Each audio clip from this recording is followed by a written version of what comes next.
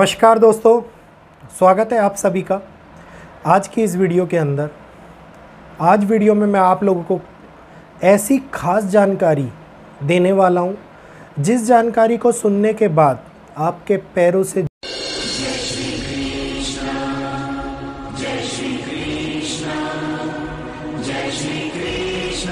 ज़मीन निकल जाएगी। जी हाँ, और ये जानकारी भी इतनी ही महत्वपूर्ण है जितना कि हम लोगों का खाना खाना और हम लोगों का नियमित काम करना, क्योंकि ये बात इसरो ने पुष्टि करके बोली है। और इस बारे में संक्षेप विषय में संपूर्ण जानकारी आपको इस वीडियो के माध्यम से मिलने वाली है। हिमाचल जानी मानी जगह, बहुत ही सुंदर प्राकृतिक नज़ारे, बहुत बड़ी देवभूमि माने जाने वाला हिमाचल, जहाँ पे 9 देवियों के दर्शन भी किए जाते हैं। पूरी भारत के अंदर 5 राज्यों को ख़त्म कर सकता है। भारत के अंदर बड़ा संकट उत्पन्न कर सकता है ये हिमाचल।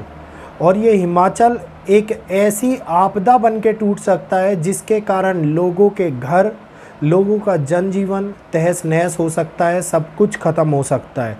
जी हाँ, बात सुनने में डरावनी लग रही होगी ना, लेकिन इसरो ने इस बात को प्रमाणित किया है।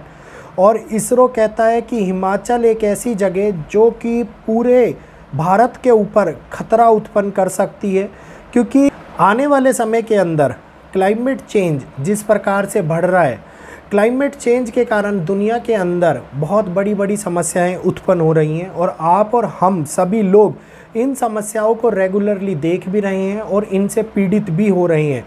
कहीं पर बड़े लैंडस्लाइड्स का होना, कहीं पर नदियों के जल स्तर के कारण बाढ़ का आना, कहीं पर भीषण फ्लड का आना, और ऐसा फ्लड जो जनजीवन को तहस नहस कर देता है, जनजीवन को बिल्कुल समाप्ति की ओर ले जाता है।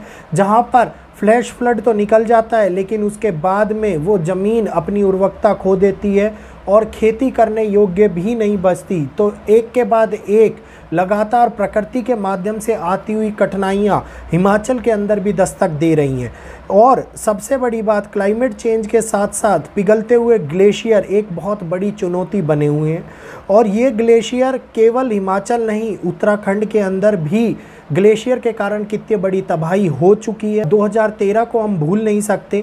और ख़ास तौर पे जो थोड़े समय के पहले ही डैम टूटा था जिसमें 72 लोगों की मृत्यु हो गई थी, उसको भी हम नज़रअंदाज नहीं कर सकते, क्योंकि हिमालय एक बहुत ही महत्वपूर्ण पर्वतमाला है, बहुत ही महत्वपूर्ण पर्वत है, जिसके अंदर हमारी दिव्य शक्ति के साथ साथ हमारी आत्म शक्ति भी जुड़ी हुई है।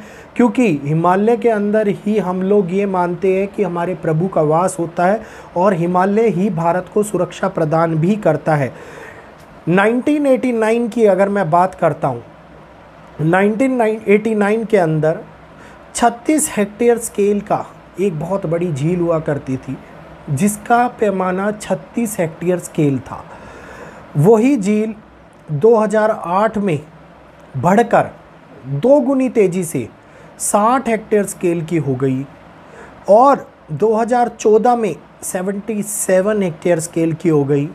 वहीं 2020 में 95 की हो गई, 95 हेक्टेयर स्केल की हो गई। मतलब ये समझिए 1989 से 2020 तक का सफ़र जो तय किया, इसमें क्लाइमेट चेंज की दुविधा, क्लाइमेट चेंज के कारण होने वाली परेशानी लगातार 2 गुनी तेज़ी से आगे बढ़ती जा रही है। और ये 2 गुनी रफ्तार से ग्लेशियर की झीलों का पिघलना, ग्लेशियर का पिघलना, और वहाँ पे बड़ी झीलों का बन जाना, और उन झीलों का केवल और केवल मलबे और कचड़े से पैमाना, मुखियाना, जिसको हम बाढ़ बोलते हैं, जिसको हम बाढ़ बोलते हैं, वो बना के रखना, जो कभी भी टूट सकता है और कभी भी भीषण आपदा हमारे सामने दिखा सकता है।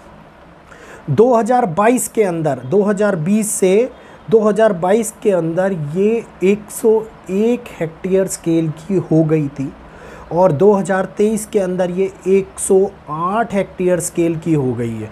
और ऐसी एक झील नहीं है, 600 से ज़्यादा झीलें जो 2 गुनी तेज़ी की रफ्तार से बढ़ रही हैं। ग्लेशियर रेगुलरली क्लाइमेट चेंज के कारण पिघलते जा रहे हैं।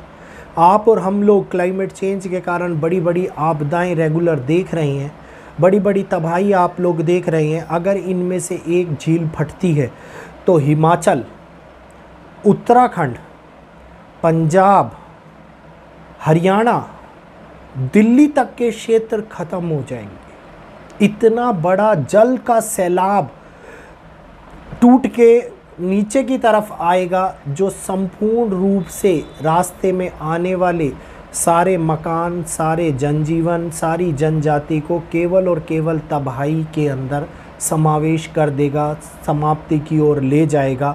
और इस बात की पुष्टि इसरो स्वयं कर रहा है। इसरो खुद बोल रहा है कि ऐसा आने वाले समय के अंदर बहुत भीषणकारी तूफान, बाढ़, भूकंप के कारण उत्पन्न हो सकता है और ये मानव त्रासदी बन सकता है। इसरो ने इस बात को जब पुष्टि करी है तो साइंटिफिक पैमाने से ये बात, तथ्य सामने निकल के आ रहे हैं। वहीं दूसरी ओर धर्म ग्रंथों में लिखी गई बातें भी सत्य साबित हो रही हैं और धरती लगातार गर्म होती जा रही है। अभी पिछले साल सिक्किम के अंदर हुई घटना, जो 2023 के अंदर लोनक झील के फटने के कारण हुई थी, इसको कोई भी नहीं भूल सकता। उसने कितना बड़ा जल सैलाब लाई थी और कितने बड़े फ्लैश फ्लड के कारण तबाही मची थी, जिसमें इतने सारे लोग बह गए थे और कितनी बड़ी जन और मान की हानि उठानी पड़ी थी। तो उदाहरण हम लोगों के सामने है, कहीं उत्तराखंड, कहीं सिक्किम, कहीं असम, कहीं हिमाचल। इस बात को इंसान मानने से नकार जरूर रहा है कि ऐसा नहीं हो सकता, लेकिन ऐसा पहले भी हुआ है और होता आ रहा है और आगे आने वाले समय के अंदर बड़ा जल सैलाब आपकी और हमारी प्रतीक्षा कर रहा है और ये होकर भी रहेगा। क्योंकि क्लाइमेट चेंज एक ऐसी प्रक्रिया है जो रेगुलर तौर के ऊपर 2 गुनी और 3 गुनी तेज़ी रफ्तार के साथ में आगे चल रही है, जिसको हम नज़रअंदाज बिल्कुल भी नहीं कर सकते। और ये जल संकट, तबाही आने वाले समय के अंदर 2 अरब लोगों को कठिनाइयों का सामना पहुंचा सकती है। तो बहुत बड़ा आंकड़ा है। बहुत बड़े आंकड़े को प्रमाणिक तौर पे पुष्टि भी की गई है और ये आंकड़ा हवा में उड़ाने वाला नहीं है। ये आंकड़ा इस बात को समझने वाला है कि किस प्रकार से चुनौतियाँ, किस प्रकार से कठिनाइयाँ आपके और हमारे दरवाजे के ऊपर खड़ी हुई हैं और आगे आने वाले समय के अंदर मनुष्य के लिए अव्यवस्था क्रिएट कर सकती हैं, भयंकर तबाही मचा सकती हैं।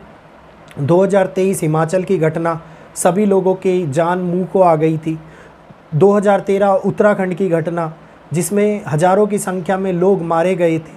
तो ये तबाही प्रकृति देखकर नहीं आती कि कौन क्या कर रहा है, किसके कितने छोटे बच्चे हैं, कितने बड़े हैं, कोई बूढ़ा है या जवान है। प्रकृति एक समांतर रूप से अपना कर्तव्य निभाती हुई आती है। जो हमने प्रकृति से लिया है, प्रकृति उसको वापस हमसे ले रही है और आगे आने वाले समय के अंदर हमें भीषण कठिनाइयों का सामना करना पड़ेगा और ये 100% प्रमाणित है।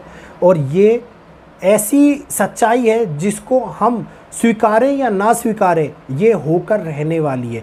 तो आप लोगों का क्या विचार है इस वीडियो के बारे में, प्लीज़ कमेंट करके मुझे ज़रूर बताइएगा। वीडियो अच्छा लगा हो तो वीडियो को लाइक कीजिएगा, चैनल को सब्सक्राइब कर बेल आइकन को ऑल पे कीजिएगा, साथ के साथ यूट्यूब की नोटिफिकेशन को भी ऑन कर लीजिएगा ताकि आने वाले लाइव सेशन की नोटिफिकेशन आपको मिल पाए और आप उस जानकारी को सतर्कवाणी के रूप में समझ पाएँ और देख भी पाएँ। तो आज के लिए इतना ही। जय श्री कृष्णा, जय माता दी।